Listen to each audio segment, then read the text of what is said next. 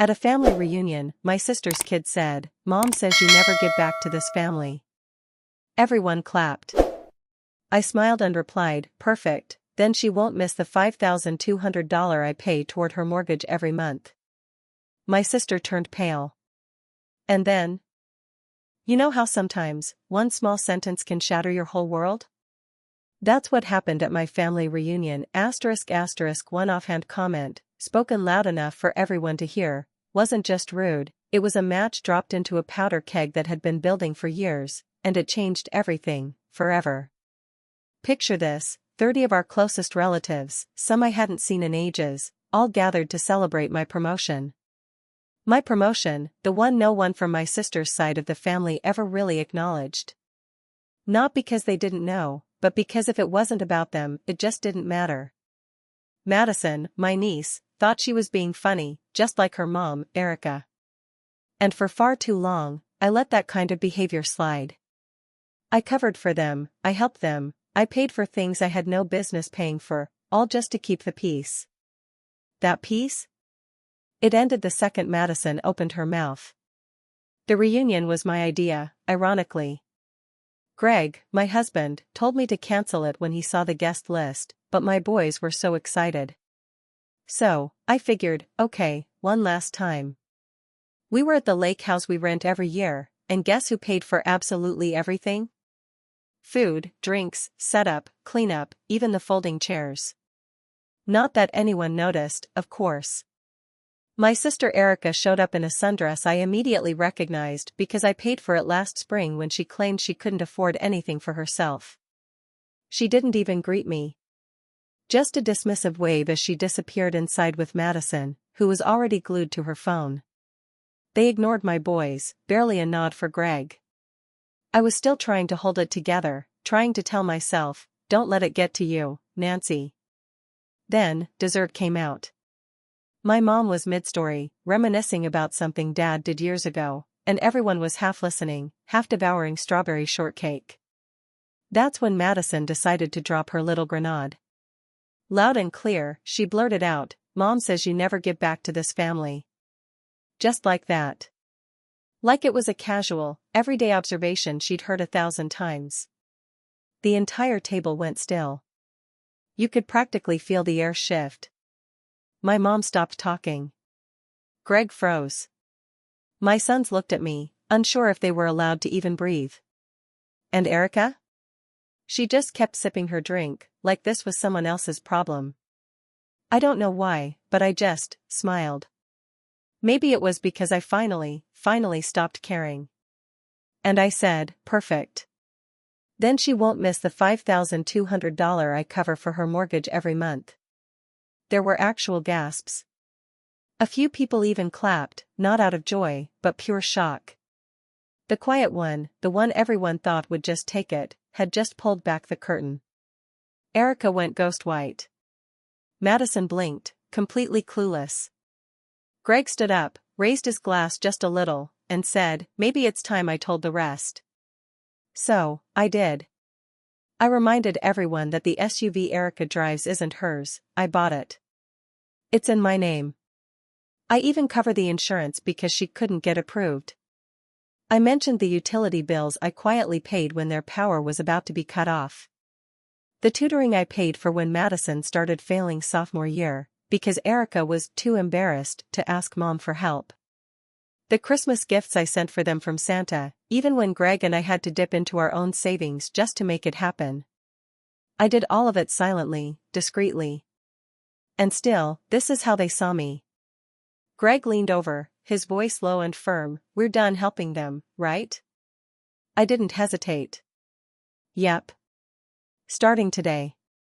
And just like that, the entire dynamic shifted. The gravy train came to a screeching halt. Erica knew it. Madison knew it. And they both knew there was so much more coming. The reunion wrapped up faster than anyone expected. Some relatives made quick excuses and left. My Aunt Brenda tried to lighten the mood by clearing dessert plates like she was on a mission. Erica didn't speak another word to me. Madison disappeared back into her phone, probably texting a snarky play-by-play to her little circle. But honestly, I didn't care. Greg. And I loaded the boys into the car, driving home in silence for the first 10 minutes. Then Jesse, my oldest, asked quietly, "Mom, are you okay?" I told him I was better than okay. And I meant it. That night, I went straight to my home office. Pulled the folder. The mortgage payments for Erica, set on autopay through our joint account. Cancelled. Just like that. The next one was due in 4 days. I turned to Greg and said, "That's going to hit her fast." He just smiled, not even looking up from his tablet. Good. I wasn't done. The next morning, I called the insurance company and removed Erica from the policy on the car. Since the vehicle was registered in my name, she'd have to switch everything to her own coverage. She'd need to come pick up the title transfer forms herself if she wanted to keep it. I left her one short voicemail: "You'll need to start covering your mortgage, and the car insurance is no longer in my name. Let me know when you're ready to take care of the paperwork." She didn't call back. But Madison did. 3 days later, she sent me a long, dramatic text accusing me of abandoning family and making things worse. She claimed her mom had been crying for 2 days and didn't know what to do. She even said she might have to quit cheerleading if things didn't get better. I stared at that message, stunned. Not a word about the reunion. Not a word about what she said. No apology, no taking responsibility. Just guilt-tripping and panic, because for the first time, they were being held accountable. So I replied with one sentence: "Actions have consequences, Madison." Nothing else. That was the moment I knew I'd done the right thing. Not just for me, but for my kids too. They needed to see that kindness doesn't mean being a doormat. That you can love people and still say, "Enough." The next week was quiet. Then my mom called. She wanted to talk things through, suggesting maybe I'd been too harsh, that Erica was going through a lot and didn't know how to ask for help. I didn't say anything at first. Then I asked her one question: "Did you know I was paying her mortgage?" She went quiet. "No," she finally said. "Exactly." She tried once more. "Maybe just the car? Just a few more months?" But I cut her off. I told her I'd been helping quietly for years, and no one noticed. But the moment I stopped, I was suddenly the villain. That's not how family works, Mom. At least not mine anymore. And the real twist? Erica showed up the very next day. Not at my house. At Greg's office. She didn't text, didn't call, didn't even try my place. Erica went straight to Greg's office, as if that was going to work. She knew better than to face me, so she tried to guilt him instead. Greg called me after she left, and the first thing he said was, "You are not going to believe this." She'd walked into his office unannounced, wearing oversized sunglasses and a mask of fake confidence, asking for a quick word. Greg didn't throw her out, he's not that kind of person, but he wasn't kind either. He just listened. She started with tears. Said she didn't understand why I'd blindsided her in front of the whole family. Said she felt humiliated. Said her daughter hadn't spoken to her in 2 days, like that was somehow my fault. Then she got to the real reason she was there. She said the mortgage payment bounced, her account was overdrawn, the bank was calling. She was trying to hold it together for Madison's sake, and maybe if Greg could help smooth things over between me and her, we could figure something out. That's when Greg leaned back in his chair and told her she needed to leave. He didn't yell, didn't argue. He just told her it was over. That the help was done. That she'd burned through more chances than anyone else in our lives. And that whatever conversation she thought she was going to have with him, it was the wrong office, the wrong man, and the wrong decade. She left in silence. Then she texted me a long paragraph, making it sound like I had driven a wedge into the family, that I had caused Madison to feel unsafe, and that she didn't understand how I could be so cold after everything we'd been through. It was like she was rewriting history in real time, as if I hadn't spent the last few years bailing her out while she quietly whispered to anyone who'd listen that I was selfish. I didn't reply. I blocked her number that night. Madison went quiet, too. Not a word, not a post, not a story. Her social media, which normally ran 24/7, went dead for 2 days. Then a photo appeared, a blurry selfie with some cryptic caption about, "Real ones never leave." I knew who that was aimed at. I didn't care. Then came the letter. 2 pages, handwritten, neatly folded, left in my mailbox with no return address. It was from Erica. She wrote that she was reflecting, that maybe she had let her pride get in the way, that maybe she should have said thank you more, that she never realized how much I'd done. But even in her apology, there was this undertone, like I'd overreacted, like I could have handled it more privately. She asked me not to punish Madison for her mistakes. She asked if I'd reconsider letting them keep the car. Said they needed it to survive. I sat there reading that letter and felt something I hadn't felt in years, relief. Because finally, the weight was shifting. Not just from my shoulders, but from my entire life.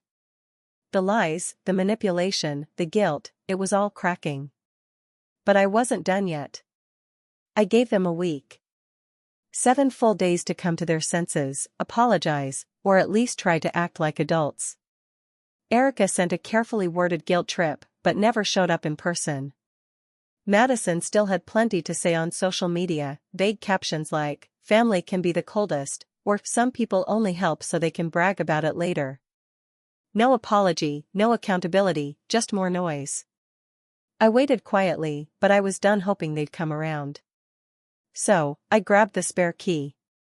The SUV parked in Erica's driveway still legally belonged to me. I'd kept it in my name because her credit was shot, and I didn't want her defaulting and ruining the lease. Back then, I didn't think twice. She needed help. I had the means. That's how it always started. But this time I was done playing sponsor. I drove to their house around noon on a Thursday. No warning. I parked my car directly in front of their house, took pictures of everything, the mileage, the condition, the license plate. I locked the doors and slipped the key into an envelope. Inside, I left a sticky note with one line, "It's yours when you pay for it." As I turned to walk back to my own car, Madison came outside. She stopped at the porch, barefoot, hoodie sleeves pulled over her hands, and just stared at me. I braced myself for attitude, for another smart remark. But instead, she asked, "Do you hate me?" It caught me completely off guard. She didn't sound angry, she sounded small. Not the smug teenager who mocked me in front of everyone. Not the girl who thought she and her mom could take forever without consequences. I told her no. I didn't hate her. I hated how they treated me. I said it calmly, flatly. Then I turned to leave. Before I could take 2 steps, the front door slammed open. Erica came storming out, barefoot too, phone in hand, still mid-conversation with someone. I heard her say something about overdraft fees and late notices. And then she locked eyes with me. "Don't you dare walk away from this, Nancy. You ruined everything." I didn't stop. I got in my car, rolled the windows up, and drove away without a word. And I didn't feel guilty. Not one bit. That night, around midnight, I got a string of messages from Madison. Long ones. First, she apologized. Then she blamed me. Then she apologized again. She said her mom was a mess, that the power company had called, that they might have to sell the TV. She said she didn't understand why I was being so cruel. Cruel. That word stuck with me. Like years of unreturned favors and financial handouts meant nothing. Like I just flipped one switch and ruined their whole world. But the truth was, I didn't ruin anything. I just stopped fixing what they kept breaking. The next morning, 7:40 a.m., Greg shook me awake with his phone in his hand. A voicemail. He pressed play. It was Madison. She'd shown up at his office. Not to yell, not to beg, but to ask for a job. And not just any job. She said she was willing to do anything. She needed money fast. Greg didn't say anything when the voicemail ended. Just handed me his phone and walked to the kitchen like he needed coffee before reacting. I listened to it twice. Madison's voice was low, shaky. Not the confident, sarcastic girl I was used to. She said she was sorry for showing up without an appointment, but she needed work. She didn't care what kind. Filing, cleaning, answering phones, anything. Her mom wasn't doing great. Bills were piling up. Things were getting weird at home. I didn't feel bad. Not yet. What caught my attention was what came next. She said there was something she wanted to tell me, something she hadn't said in front of anyone, something about her mom. Greg texted her back later that morning, told her to meet us at a diner near his office. Neutral ground. I didn't want her in our house, not yet, and certainly not if she was bringing drama with her. She showed up 10 minutes early. Hair brushed, hoodie replaced with a blazer she probably borrowed from someone. No makeup, just pale and tired. She looked like she hadn't slept in days. I expected another performance, more guilt-tripping. But she surprised me. She slid into the booth and said, "I didn't know about the mortgage." Not until last week. I didn't respond. Greg sat next to me, arms crossed, just listening. Madison said Erica had been lying to her for years. Told her everything was fine, that she had everything handled, that I offered to help because I owed the family after moving so far above everyone else. She thought I wanted to pay. She didn't know about the bills, the car payments, the tutoring costs. She didn't even know I'd paid for her cheerleading trip to Florida last year. She thought her mom had found a way. And then, after the reunion, she found the bank notices in a drawer. Red letters, final warnings, a foreclosure letter. She looked at me, tears in her eyes, and said, "I know it's not your fault. I just didn't know who to be mad at until now." That's when I realized Madison had been used, just like me. Maybe not in the same way, but close enough. Erica had lied to her too. Kept her in the dark. Made me out to be the villain while she quietly sank the ship with both of them on it. Madison reached into her bag and pulled out a torn envelope. Inside was a folded check, one I'd written over a year ago. $850, made out to cash, memo line, groceries. I didn't even remember writing it. She said she found it in her mom's drawer with at least a dozen others, uncashed, just sitting there. I stared at it. She said, "I think she kept them in case she ever needed proof to guilt you with." That was the moment it all clicked. Erica never intended to fix anything. She just wanted to keep a record of every favor, every dollar. Not to be grateful, but to use. I pushed the check back toward Madison and told her I wasn't hiring family anymore, that if she wanted a job, she'd have to apply somewhere else on her own. She looked crushed, but nodded. No argument, just a quiet, "Yeah." But as we stood up to leave, she said something I didn't expect. "I don't think she's done. My mom, I think she's planning something." I paused, asked her what she meant. Madison looked at the floor and said, "I heard her talking to Grandma. She's trying to turn the family against you. Said you've changed. Said Greg controls you. Said she might tell everyone you were stealing money from them all these years, that you're not as generous as you pretend to be." And that's when I knew Erica was spiraling. And the worst part? My mother was helping her. She was trying to poison the well. That's what Madison said as we stood in the parking lot after the diner. Erica had been calling relatives all week, spinning stories, telling them Greg controlled the money, that I was using my promotion to act superior, that I'd made up the payments to embarrass her publicly. And the worst part, again? My mother was listening. I didn't want to believe it until the phone rang that night. It was Mom. She started with small talk, asked about the boys, asked about work. I knew what was coming, so I waited. Then she said it, maybe you should have handled it privately, Nancy. Maybe you didn't need to humiliate your sister like that. That was it. That was the moment I knew it was done. I asked her if she remembered who paid her rent last winter when her heating went out. She got quiet. I told her Erica wouldn't have survived the last 3 years without me. And the only reason she was angry now was because the free ride ended. She tried to interrupt. I didn't let her. I said, "You want to pick sides? That's fine. Just don't come to me when she drains your savings, too." And I hung up. The next day, I went to the DMV and started the process to repossess the SUV. Legally, I had every right. It was mine. I'd given her enough time, enough warnings, enough kindness. I wasn't asking any more. The repo guy called me 3 days later. He said the car was already gone. Not stolen. Erica had forged the sale using fake documents. She flipped the car to some guy across town for cash under the table. My car. Sold. I called the police, filed the report, gave them everything, photos, title, texts.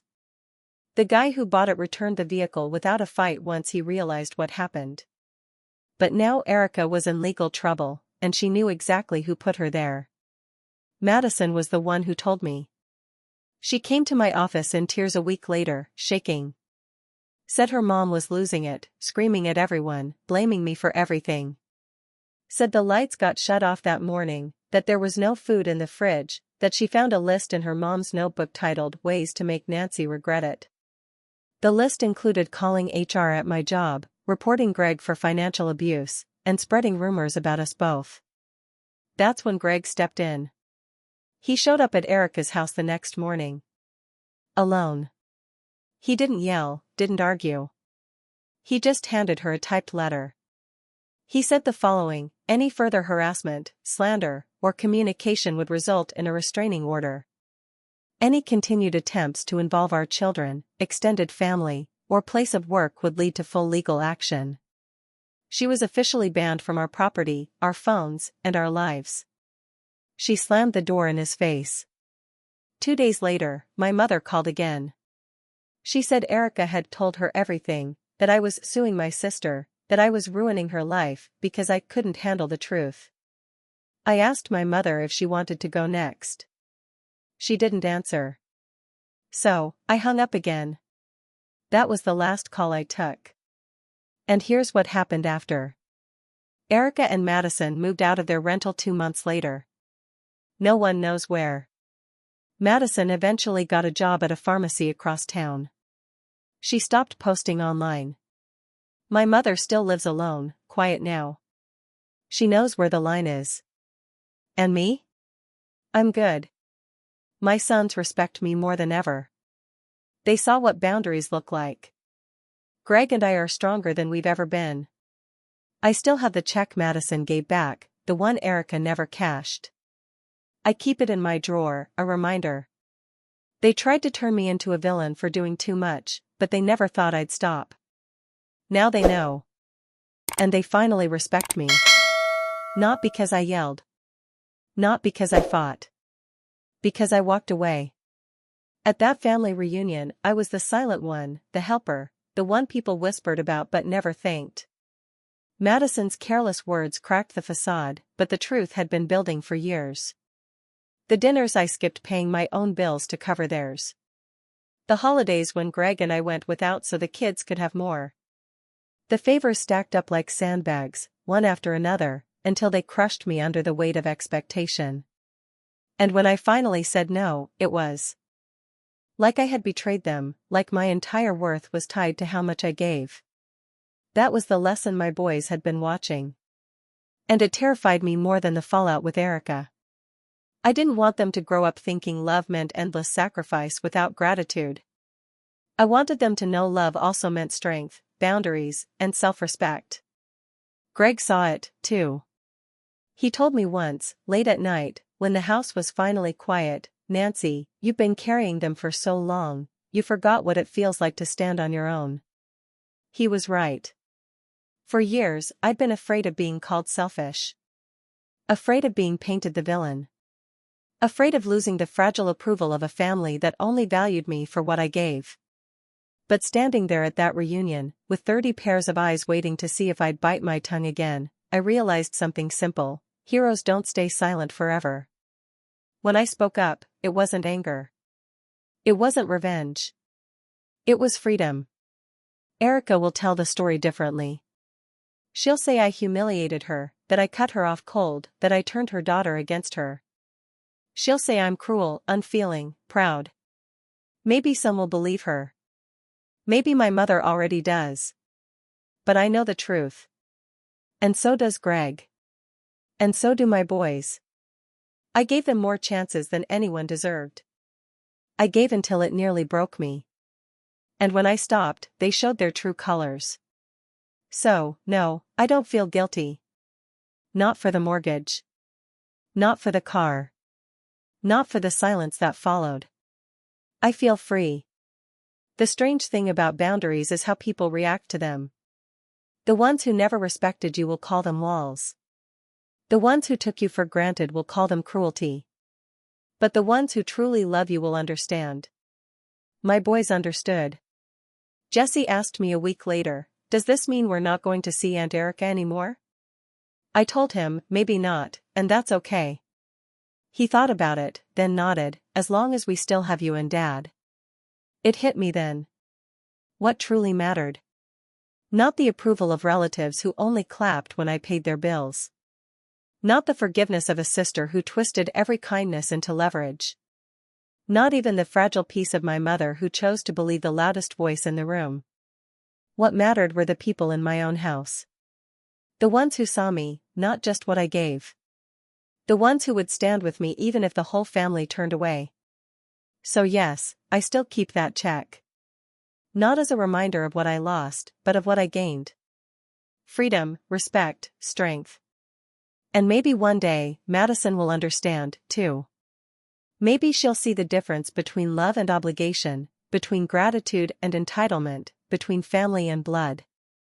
Until then, I live lighter, stronger, and unapologetically free. The story ended the way I never expected. Not with reconciliation. Not with forgiveness. But with silence. And in that silence I found my peace.